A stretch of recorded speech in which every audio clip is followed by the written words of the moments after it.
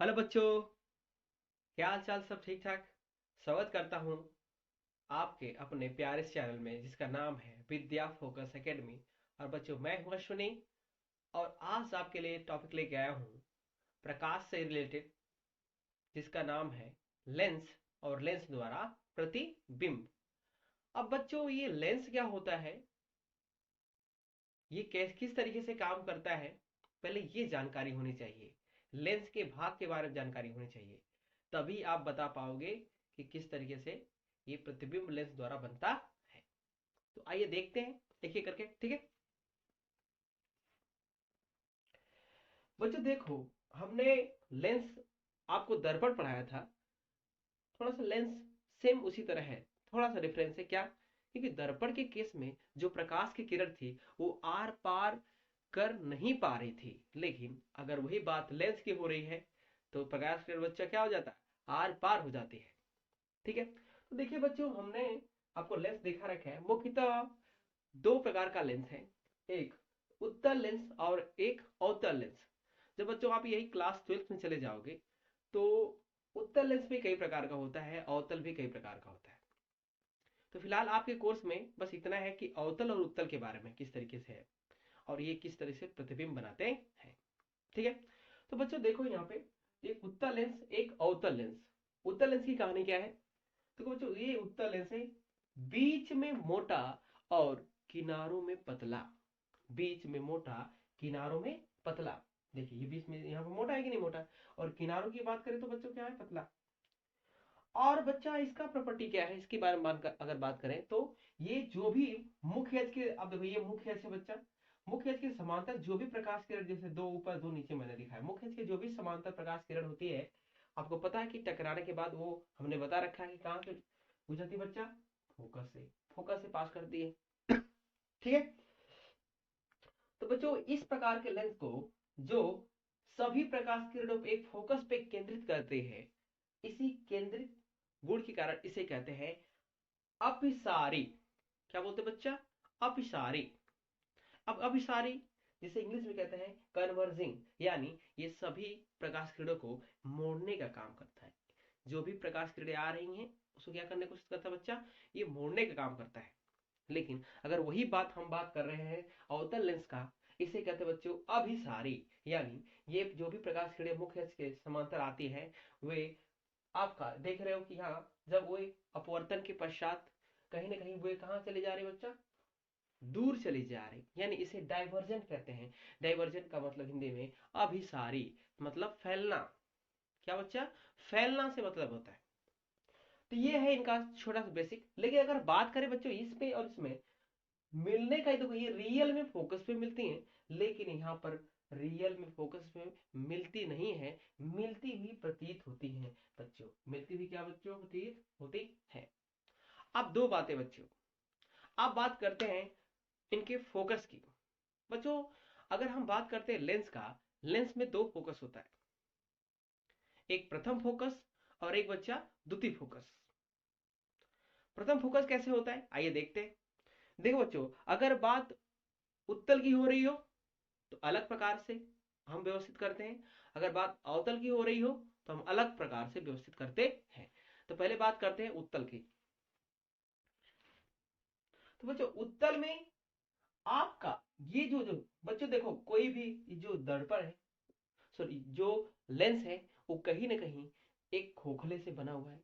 तो देखो अगर बात करें तो, अगर इसकी बात करें तो देखो ये कर्व ऐसे इस तरीके से है, ये कर्व है। इसमें दो टाइप के कर्व दिखेंगे आपको, ऐसे इस तरीके से। बच्चों इस साइड के कर्व का ये वाला जो सेक्शन है से इधर से, इस वाला सेक्शन इधर है। तो बच्चों ये वाले पृष्ठ से, ये वाला जो पृष्ठ है इसको ऐसे आते हैं, तो इस सिस्टम को बोलते हैं, इसकी वजह से आपका सिस्टम जो होता है इधर होता है बच्चों प्रथम फोकस। प्रथम फोकस F1 जो होता है उसे प्रथम फोकस कहते हैं। इसके सेंटर, एक इधर सेंटर है एक इधर सेंटर है, इधर वाले सेंटर का सिस्टम होता है तो उसे F2 कहते हैं। यानी लेफ्ट वाले सिस्टम को F1 कहा जाता है और राइट वाले सिस्टम को F2 फोकस। F1 फोकस मतलब प्रथम फोकस और F2 फोकस का मतलब द्वितीय फोकस।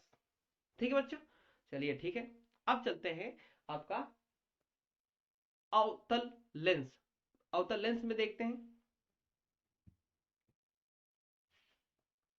तो बच्चों अवतल लेंस में यही काम उल्टा होता है बच्चों। देखो इस सिस्टम को जो है ऐसे थोड़ा सा, इसका भी क्या बच्चों ऐसे,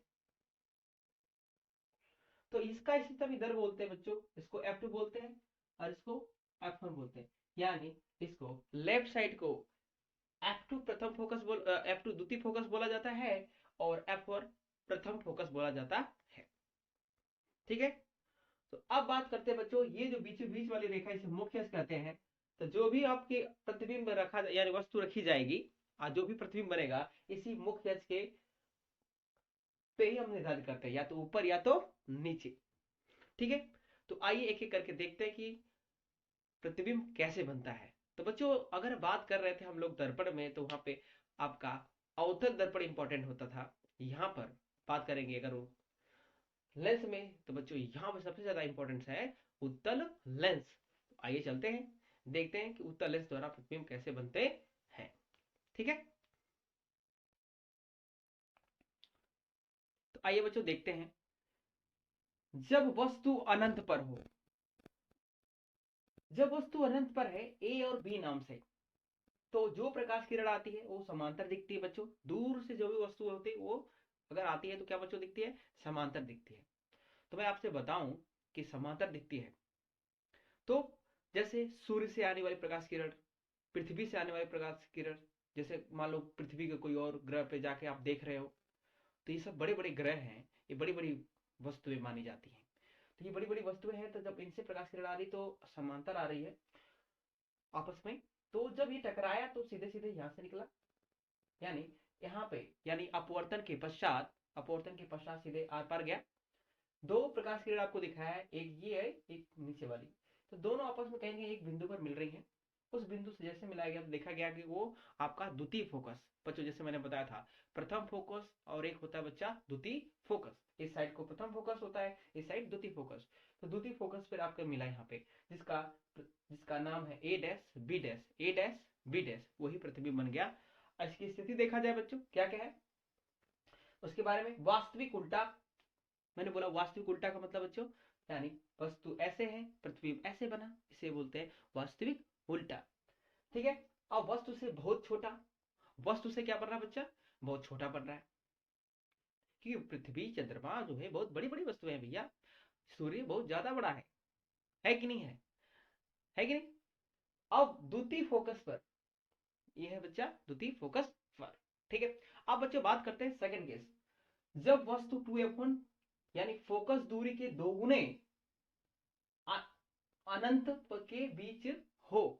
अनंत के बीच, देखो ये है F1, F1 का जस्ट दुगुना, यहाँ प्रकाशित केंद्र से यहाँ से आपका दूरी का सीधे से क्या है बच्चों, दोगुना है।